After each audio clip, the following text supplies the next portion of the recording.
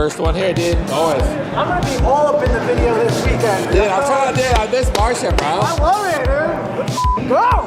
It's cold. Feels like old days, mini O's days. Are up early in the morning, out here ready to race with the boys. So far, the year's been going really good for me. So, dude, we just been doing our thing, you know. So, just got to keep that same momentum going, same mentality, and shoot, I'm gonna get one of these wins coming tonight. What you talking about? What about the bump and grind this year? I feel like you've been a little more like physical on the track. Dude, I feel like everybody's been physical. I ain't the only guy out there. I mean, shoot, you watch the 250 class, usually it's the LCQs that be throwing down, but we're talking about main events and stuff. So, hey, I just think everybody's all hyped up. Maybe the COVID got some people tripping. You know, like I missed a lot of races this season. I wanted to be a top guy all season long and make every round. Didn't happen this year, and it upset me a little bit. So, you know, and then last weekend I was riding really good in Atlanta, a couple mistakes in the main, ended up 7th. You know, not happy with that, how I rode in that heat race, and I was you know, a top guy. So, win tonight. There's a difference between winning and sending. Like, are you going for it? Are we being patient, conservative? Like, what's the game plan? No, dude, I got to be somewhat smart. I can't be a total knucklehead. I just got to, basically, I'm treating it, if I'm in the position to beat Jason, then that's good, but I'm not, if he's out front, in front of me, 4 or 5, or whatever the hell happens, right? Yeah. Then I'm not going to go balls to the wall and toss it. So, that's my game plan. Tonight, championships on the line. It's exciting. 2 championship implications. Jet Lawrence, he's pretty much got it on lock, although El Hombre has been putting the pressure on Eli, so it's not going to be a chip shot for Eli tonight, but Eli's been certainly cranking. I think Tomac's going to have his hands full tonight. I really do, but nevertheless, it's going to be an epic night of racing. Are you going to beat him tonight? I'm going to try my butt off, but fuck, they make it hard on me, so. First practice went good, so see if we can be up on top again. So if he beats you, he wins? What? I keep hearing if he beats you, he wins. That's the deal? Yeah. Oh, that's all that has to happen.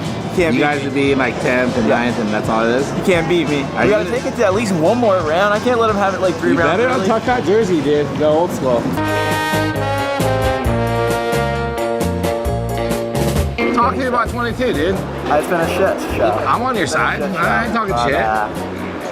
Bounce back, man. We'll bounce back. But I want to finish strong these last 3 and see what happens. But yeah, definitely been a shitty year for sure.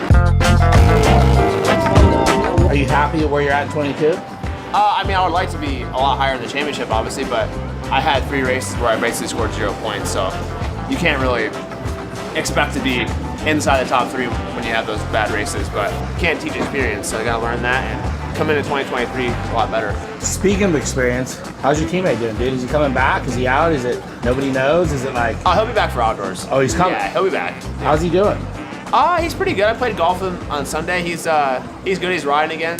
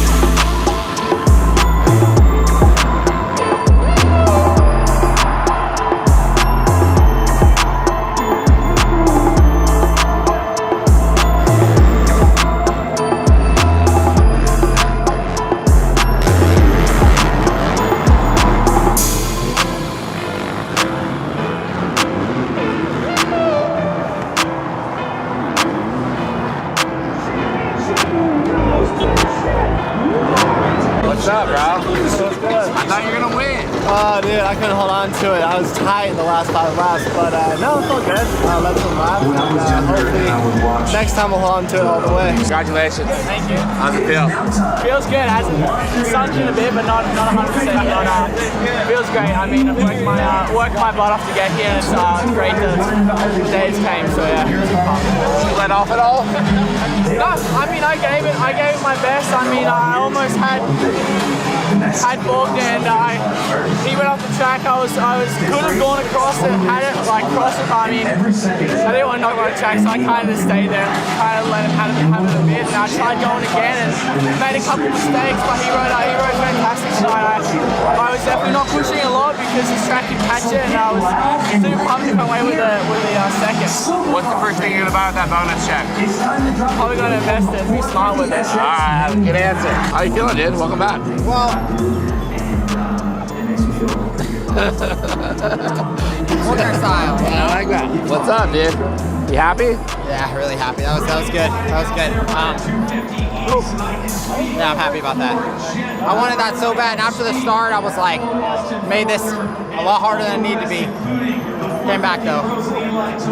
Happy about that.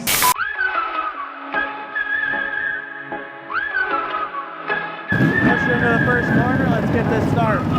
Got this. Go have some fun.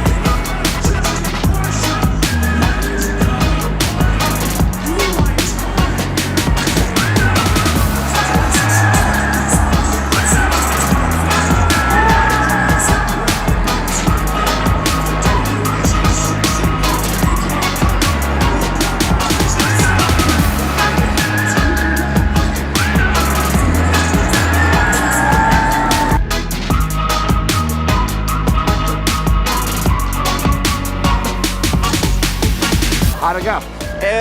Better than I thought. I mean, besides the start was really bad, but I put myself in a really good position in the second rhythm. I passed some guys, and I was like in the top, I would say 5 or 6. So I was like, okay, I'm right there, you know. So it brought me confidence for the rest of the main. What's up, dude? What's going on? You got a second. Yeah, first loser, but I rode good. I had some moments in that race where I was really good. Jason was just really consistent. We both got in lappers really bad, but he got through them better. So overall, better race for me. I was pretty solid the whole time and felt pretty comfortable. So with how beat up the track was, I'm pretty happy to come away with a second. But obviously, I wanted that win, and we'll keep trying to get to there. Your hair looks good. Does it look good? Yeah, that looks good right now. You're on it. I know, it's cool as shit. So You weren't bullshitting me, dude. You're gonna get a couple more. I'm trying, man, but Chase is riding good, but I'm just trying to, get out front and be solid, but I'm enjoying it. It's Is nice. the adrenaline flowing? Do what? Is the adrenaline flowing? Oh yeah, it's a great. Honestly, this is the most wins I've had this season, and I'm 29 years old. My playlist is getting old, so Yeah. shit, we gotta keep it. You gotta stay on top as long as we can. So I'm enjoying it.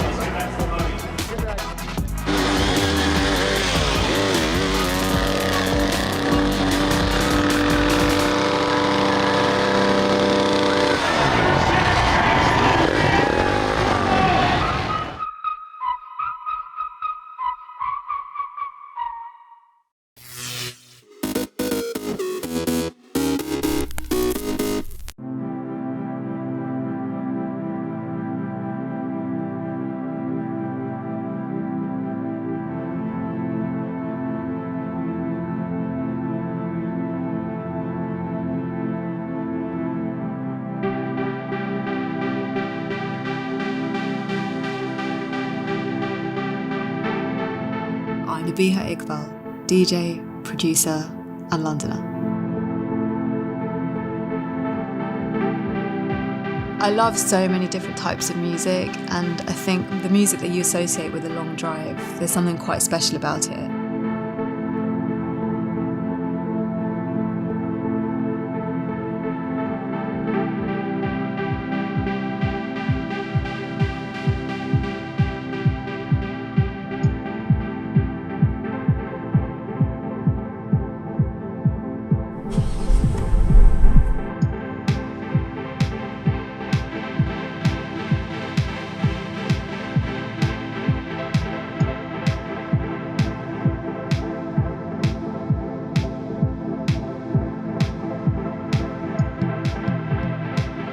there's a really particular feeling that comes with driving around London or maybe any big city at night. It's kind of quiet but lit up with all these amazing, beautiful, colourful lights.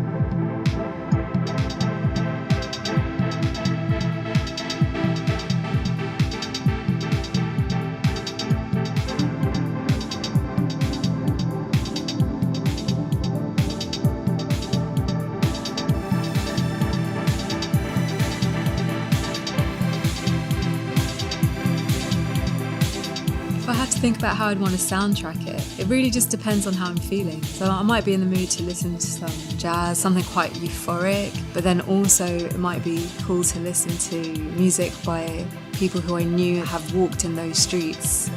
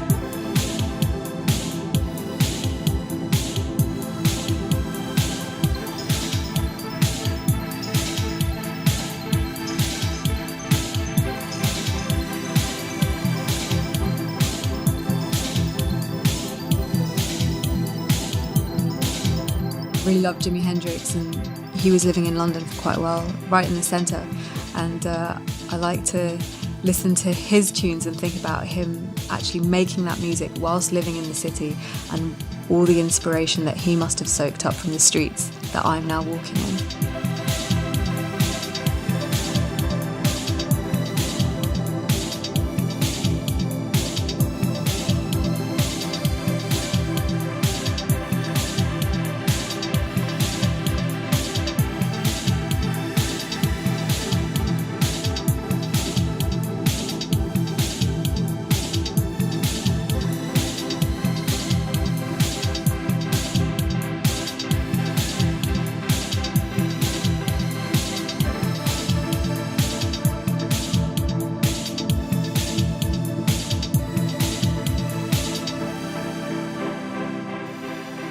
Sometimes you can feel inspired by something you read, maybe something you hear, a bit of conversation or certain sounds in the city, or just ideas that I'm thinking about. Or maybe it's just me kind of messing around on the guitar or at the piano and coming up with some new chords, and yet you just kind of have to get in the studio and coax it out.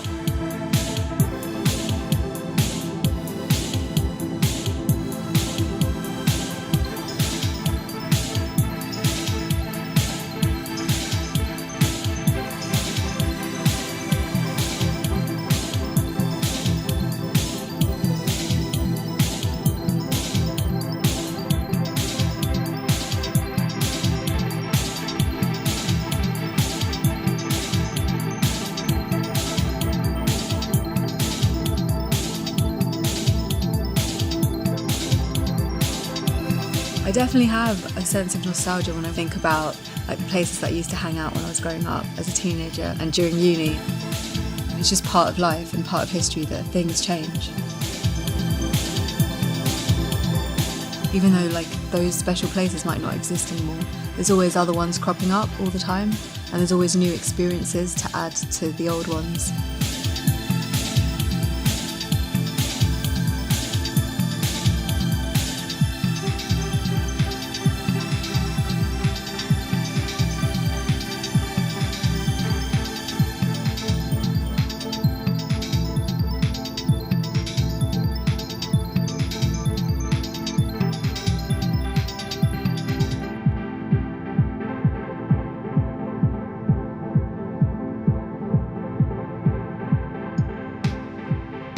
Driving around London can feel really chaotic, but there is a sense of having a small bubble of calm really when I'm sitting there in my own car and you've got your music on. You're in the chaos, but you're also kind of removed from it, and that's quite a nice place to be.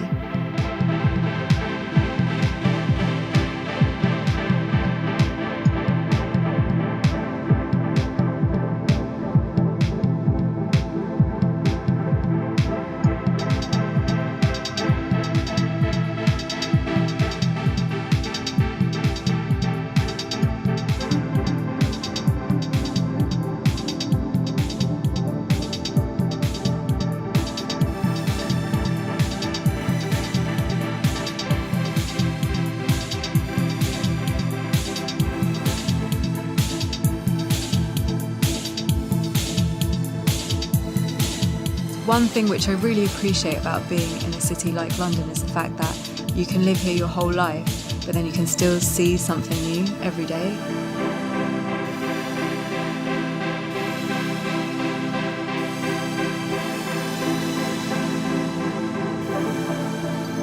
It's a beautiful thing.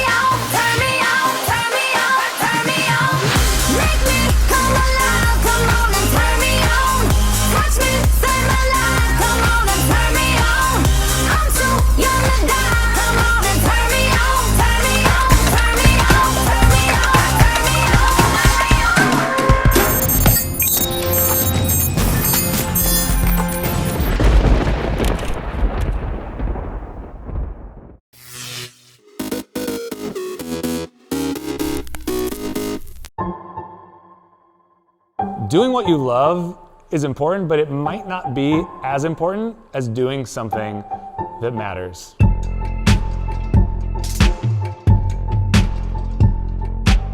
Cat and Cloud really got started with an idea that work could be better than it is.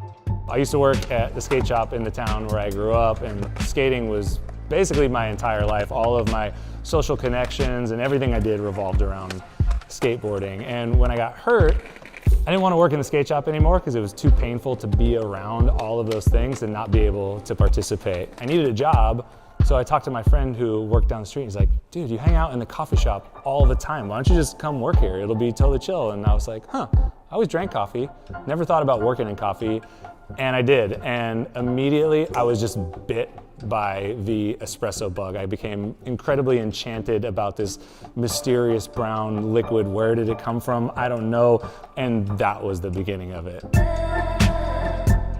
Most people have somewhat of a dysfunctional relationship with the work that they do. Work is very transactional.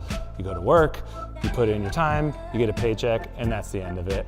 I'd worked at a couple of different coffee shops that were really awesome. My current business partners at Cat and Cloud, we were all working there together, and we all loved working there. But there was this cultural piece that was missing, and really what the three of us all wanted was a little bit more creative freedom and to kind of tap into that idea of what could work be if we put a lot of focus on healthy workplace cultures and really investing into the employees that are along for the ride.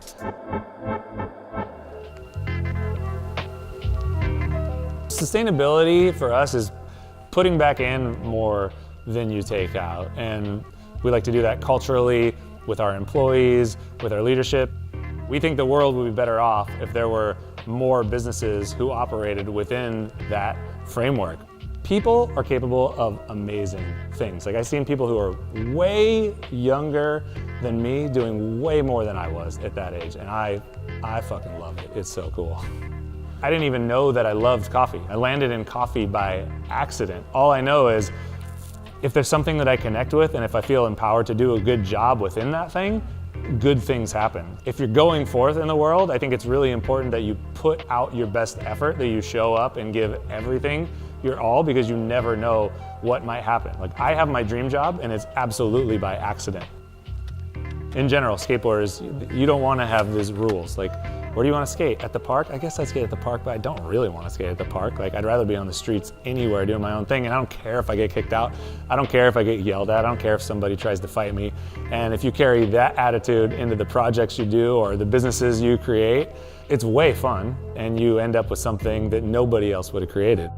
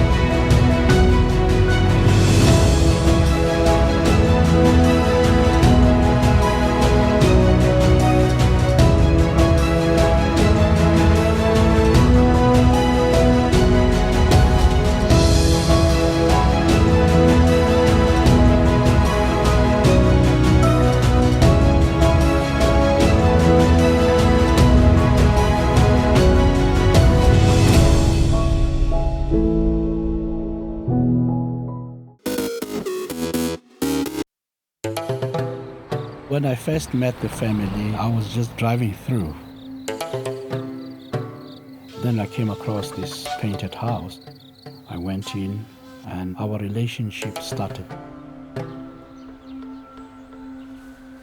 I really feel good about the fact that people, under all odds, have decided to remain who they are. It is important that you keep your traditions because your children must know where they're coming from. And that has made me have more respect for the people in the rural areas than the people in the city. They have enriched me. It is a privilege to have known the Demanda family, for I would not have had the insight that I have today.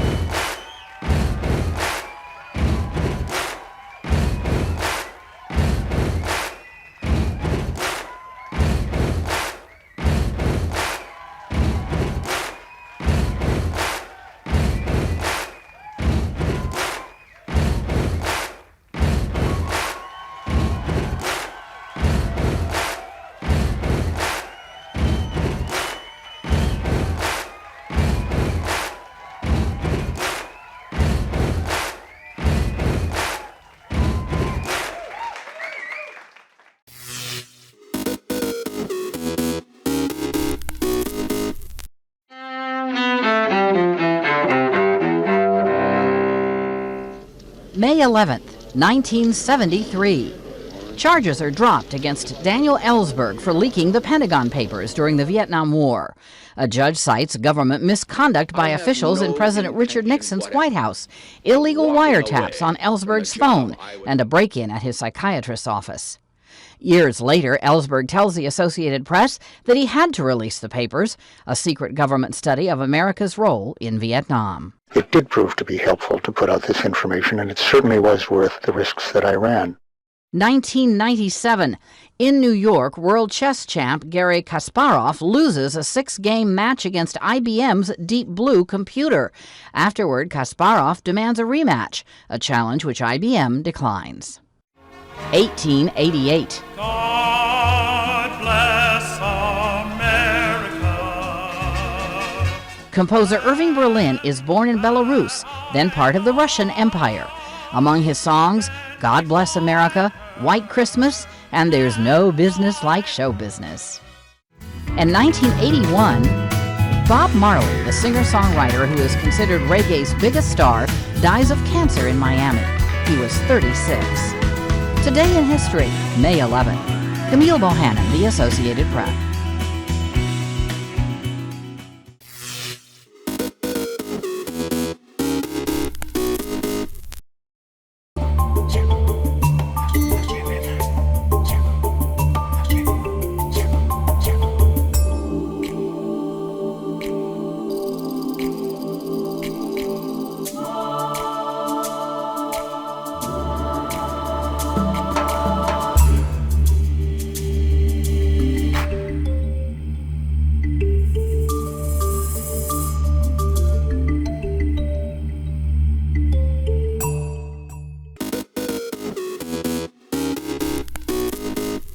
Welcome back in our studio, and in today's news,